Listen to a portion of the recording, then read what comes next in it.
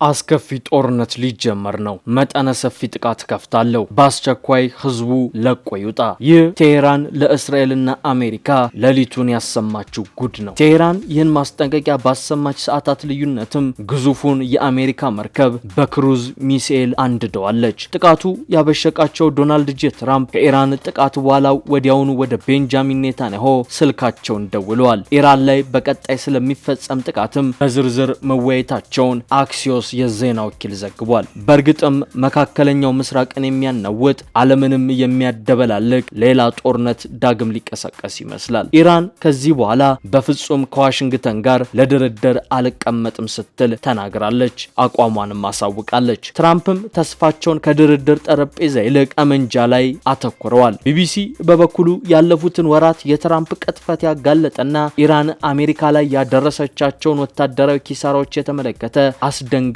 ወታደራዊ ሪፖርት ይዞ ወጥቷል። አሜሪካ በኢራን የደረሰባት ኪሳራም ከሚታሰበውና ከሚገመተው በላይ ነው ብሏል። በሪፖርቱም አሜሪካ በዓለም ዙሪያ በሚገኙ የጦር ሰፈሮች ውስጥ የተተከሉ 8 ታድ የሚባሉ የሚሳኤል መከላከያዎች ሲኖሯት እያንዳንዱን ለማምረት 1 ቢሊዮን ያስወጣ ነበር። እነዚህ የጸረ ሚሳኤል መከላከያዎች እያንዳንዷቸው 100 የሚሆኑ ወታደሮች ባለው ቡድን የሚንቀሳቀስ ሲሆን በአንድ ዙር የሚተኩሷቸው ጸረ ሚሳኤሎችም $12.7 ሚሊዮን ያስወጣሉ። ኢራን እነዚህን ሁሉ ዶጋመድ በማድረግ አሜሪካን ክፉኛ አኮማትራለች ብሏል። ውድ የአንድ አፍታ ሚዲያ ቤተሰቦች ጦርነቱ ዳግም ሊቀሰቀስ ይመስላል። ኢራን ህዝቡ በአስቸኳይ ለቆ እንዲወጣና ራሱን እንዲጠብቅ አስጠንቅቃለች። እስራኤልን እንደምትደበድብም ገልጻለች። አሜሪካም ኢራን ላይ መጠነ ሰፊ ጥቃት ለመክፈት እየተዘጋጀች ነው። ድርድሩ ሙሉ ለሙሉ ከሽፏል። ደካማና ሳንካላ የነበረው ተኩስ አቁምም ተንዷል። እነዚህን ጉዳዮች በዝርዝር እንዳስሳለን። እንደተለመደው ቪዲዮ ላይክ አድርጋችሁ በመጀመር ጥቂት ደቂቃዎችን አብራችሁን ቆዩ።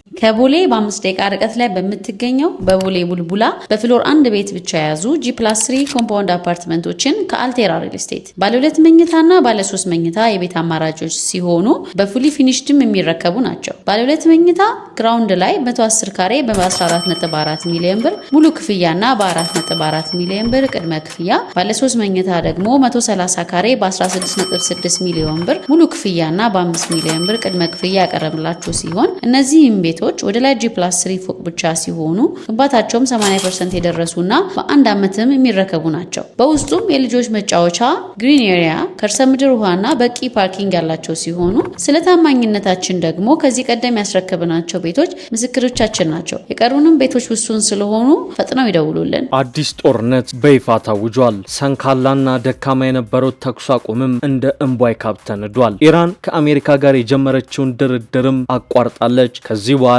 ከዋሽንግተን ጋር በጠረጴዛ ዙሪያ የሚወያይበት ምንም አይነት ምክንያት የለኝም ብላለች። ድርድሩን ማቋረጧን ይፋ ካደረገችው በኋላም የአሜሪካ ግዙፍ የጦር መርከቦች ላይ ያነጣጠረ ጥቃትን አድርሳለች። በተጨማሪም ቀይ ባህር ላይ የባቤል መንደብ ሰርጥን እንደምትቆልፈውና በእስራኤል ላይ አደገኛ ድብደባዎችን እንደምትፈጽም እየዛተች ነው። ህዝቡ በአስቸኳይ ከደቡባዊ እስራኤል ለቆ እንዲወጣም ከቴሄራን በኩል ማስጠንቀቂያ ተሰጥቷል። እስራኤል በትላንትናው ዕለት በቤሩት ላይ መጠነ ሰፊ ጥቃትን ለመፈጸም ዜጎች ከአካባቢው እንዲወጡ ጥሪ ያቀርባ ነበር። ይህን አስከትሎም ኢራን በሰሜን እስራኤል የሚገኙ ዜጎች አካባቢውን ለቀው እንዲወጡ ማስጠንቀቂያ አውጥታለች። ጥቃት ልከፍት ነውና ህዝቡ በአስቸኳይ ከነዚህ አካባቢዎች ለቆ ይውጣ ብላለች። ቴሄራን በመግለጫዋ ላይ በሰሜን እስራኤል የሚገኙ ዜጎች በአስቸኳይ ቦታውን መልቀቅ ካልቻሉ በምታደርገው ጥቃት ተጎጂ ይሆናሉ ስትልም ማስጠንቀቂያዋን አክላለች። በዚህ መሃል የአሜሪካው ፕሬዝዳንት ዶናልድ ጄ ትራምፕና የእስራኤሉ ቤንጃሚን ኔታንያሁ ስልክ ተደዋውለዋል። በሁለቱ መካከል በተደረገው የስልክ ልውውጥ የአሜሪካው ፕሬዝዳንት ትራምፕ እስራኤል በቤሩት ላይ ልትፈጽም የነበረውን ጥቃት በአስቸኳይ እንድታቆም አድርገዋል። በዚህ መሰረት ኢራን ቤሩትን መታደግ ችላለች። በተጨማሪም ግን ኢራን ሌሊቱን አሜሪካ ላይ ያነጣጠረ ድብደባ ስትፈጽም ነው ያመሸችው። የኢራን እስላማዊ አብዮታዊ ዘብ የአሜሪካን ንብረት የሆነችና የፓናማ ባንዲራ በምታውለበልበው MSC ሳሪስካ ቪ የእቃ መጫኛ ኮንቴነር መርከብ ላይ የክሩዝ ሚሳኤል ጥቃት መፈጸሙን ይፋ አድርጓል። የኢራን መገናኛ ብዙሃኖች እንደዘገቡትም አብዮታዊ ዘቡ ይህንን ወታደራዊ እርምጃ ወሰደው በቅርቡ በኦማን የባህረ ሰላጤ አቅራቢያ በአንዲት የኢራን መርከብ ላይ ለተፈጸመው ጥቃት አጸፋዊ ምላሽ ለመስጠት መሆኑን ገልጿል። ይህ እርምጃ ቀጠናዊ ውጥረቱን ይበልጥ እንዳባባሰውና አዲስ ጦርነት በመካከለኛው ምስራቅ እንዳንዣበበ ማሳያ ሆኗል። የዩናይትድ ኪንግደም የባህር ላይ ንግድ ኦፕሬሽን UKMTO ሪፖርት እንዳወጣውም በባህረ ሰላጤው አካባቢ ስትጓዝ የነበረች አንዲት የእቃ ጫኝ መርከብ ከኡም ቃስር በስተደቡብ ምስራቅ 40 የባህር ማይል ወይንም 74 ኪሎ ሜትር ርቀት ላይ በተወነጨፈ መሳሪያ ኢላማ መደረጓን ሪፖርት አድርጓል። ይሁን እንጂ የብሪታንያው ተቋም ጥቃት የተፈጸመባት መርከብ በእርግጥም MSC ሳሪስካ ቪ ስለመሆኗ ወይንም ስለሌላ መርከብ እስካሁን የሰጠው ይፋዊ ማረጋገጫ የለም። ይህ ክስተት ዓለም አቀፍ የንግድ መርከቦች በቀጠናው በሚያደርጉት ጉዞ ላይ ያለውን የጸጥታ ድባብና ስጋት በድጋሜ አጉልቶ አሳይቷል። ቢቢሲ በበኩሉ ካለፈው የካቲት አንስቶ ኢራን አሜሪካ ላይ ስላደረሰችው ወታደራዊ ኪሳራ አስደንጋጭ ሪፖርትን ይዞ ወጥቷል። የትራምፕን ቅጥፈትና ውሸትንም አጋልጦበታል። ቢቢሲ እንደሚለው ኢራን ጦርነቱ ከተጀመረ ጊዜ ጀምሮ 20 የአሜሪካ ወታደራዊ ተቋማትን ማውደሟንና የደረሰው ጉዳት በይፋ ከታወቀው ከፍተኛ መሆኑን ነው የቢቢሲ መረጃ ማጣሪያ ሆነው ቢቢሲ ቬሪፋይ የተነተናቸው የሳተላይት ምስሎችና ቪዲዮዎች ያመላከቱት። ቴሄራን ከየካቲት ወር መጨረሻ ጀምሮ በመካከለኛው ምስራቅ በሚገኙ 8 ሀገራት ውስጥ የሚገኙ ቁልፍ የአሜሪካ ወታደራዊ ማዕከላትን ኢላማ አድርጋ በፈጸመቻቸው ጥቃቶች ዘመናዊ የአየር መከላከያ ስርዓቶችን፣ በአየር ላይ ነዳጅ የሚሞሉ አውሮፕላኖችን እና ራዳሮችን በመምታት በሚሊዮኖች የሚቆጠር ዶላር ውድመት አድርሳለች ይላል ቢቢሲ ቬሪፋይ። ኢራን የአሜሪካና የእስራኤል ጥቃቶችን ለመበቀል ባለፉት 3 ወራት በኢራቅና በሊባኖስ ያሉትን ጨምሮ በመካከለኛው ምስራቅ አገራት ውስጥ የሚገኙ የአሜሪካ ጦር ሰፈሮችና የጋራ ወታደራዊ ተቋማትንም ኢላማ እንዳደረገች ያወሳል። የአሜሪካ የመከላከያ ሚኒስቴር ፔንታገን ኤፒክ ፊውሪ ባለው ዘመቻ ከተከፈተበት ጊዜ ጀምሮ በኢራን ውስጥ ከ13000 በላይ ኢላማዎችን እንደመታ ይገልጻል። አዲሱ የኢራኑ ጠቅላይ መሪ ሞጅታባ ሆሜኒ ባለፈው ማክሰኞ ባስተላለፉት መግለጫ መካከለኛው ምስራቅ ለአሜሪካ ጦር ሰፈሮች አስተማማኝ ቦታ እንዳልሆነ ጠቅሰው የሀገራቸው ሰራዊት የአሜሪካን ሰራዊት በማጥቃት ረገድ ስኬታማ እንደነበር አጉልተው ተናግሯል። አሜሪካ በፈጸመቻቸው ጥቃቶች የኢራን ጦር ኃይል ከመደምሰስ አፋፍ ላይ ደርሷል በማለት ደጋግሞ ቢናገርም ተንታኞች እንደሚሉት ግን በአሜሪካ ወታደራዊ ተቋማት ላይ የታየው ጉዳት የቴሄራን መልሶ ማጥቃቶች የአሜሪካ ባለስልጣናት ከዚህ በፊት ካመኑት በላይ ኢላማቸውን የጠበቁና መጠነ ሰፊ እንደነበሩ ናቸው።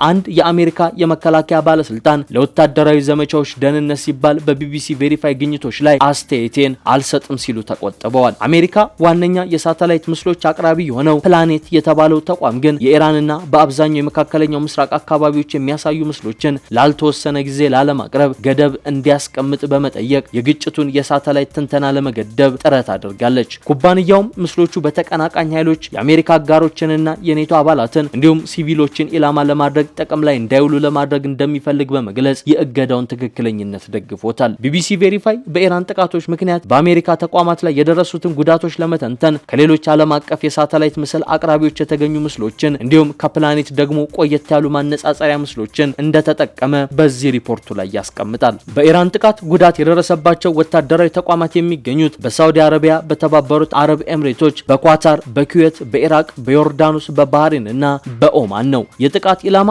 የሆኑት ማዕከላት ትክክለኛ አሃዝ ከፍተኛ ሊሆን የሚችል ቢሆንም አንዳንድ ተንታኞች ግን ቁጥሩን እስከ 28 ያደርሱታል። ጉዳት ከደረሰባቸው ውድ ወታደራዊ መሳሪያዎች መካከል በአረብ ኤምሬት ውስጥ በሚገኙት አል ሩዋይስ እና አልሳደር አየር ኃይል ሰፈሮች ውስጥ እንዲሁም ደግሞ ዮርዳኖስ በሚገኘው ሙዋፋቅ ሳልቲ አየር ኃይል ሰፈር ውስጥ የነበሩ እጅግ ዘመናዊ የጸረ ቦሊስቲክ ሚሳኤል መከላከያ መሳሪያዎች ይገኙበታል። አሜሪካ በዓለም ዙሪያ በሚገኙ የጦር ሰፈሮች ውስጥ የተተከሉ 8 ታድ የሚባሉ የሚሳኤል መከላከያዎች ሲኖሯት እያንዳንዱን ለማምረትም $1 ቢሊዮን ያወጣል። እነዚህ የጸረ ሚሳኤል መከላከያዎች እያንዳንዳቸው 100 የሚሆኑ ወታደሮች ባለው ቡድን የሚንቀሳቀስ ሲሆን በአንድ ዙር የሚተኩሷቸው ጸረ ሚሳኤሎችም $12.7 ሚሊዮን ያስወጣሉ። የአየርላንድ ጦር ኃይሎች የቀድሞ አዛዥ ምክትል አድሚራል ማርክ ሜሌት ለቢቢሲ ሲናገሩ የሚሳኤል ጥቃት መከላከያዎቹ እጅግ ውስብስብ የሆነ ቀጠናዊ የመከላከያ ስርዓት አካል በመሆናቸው በፍጥነት ወይንም በቀላሉ ሊተኩ የማይችሉ ናቸው ይላሉ። የኢራን ጥቃቶች በሳውዲ አረቢያ በሚገኘው የልዑል ሱልጣን አየር ኃይል ሰፈር ውስጥ በሚገኙ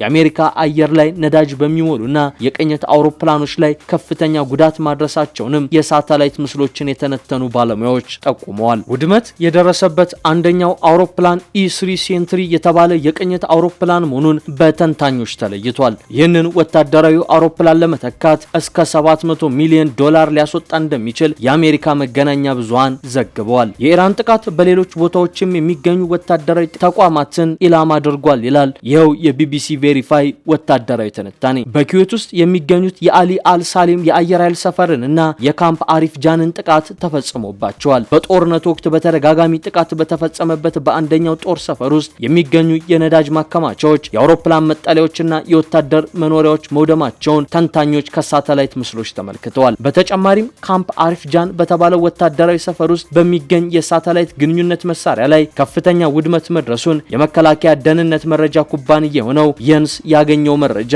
ያመላክታል። በአሜሪካ ወታደራዊ ሰፈሮች ላይ የደረሰውን የጉዳት መጠን ለማወቅ አስቸጋሪ ነው የሚለው ቢቢሲ ከሳምንታት በፊት ፔንታገን ያወጣው ግምት ለኢራን ጦርነት በጥቅሉ 29 ቢሊዮን ዶላር መውጣቱን ግን አስፍሯል።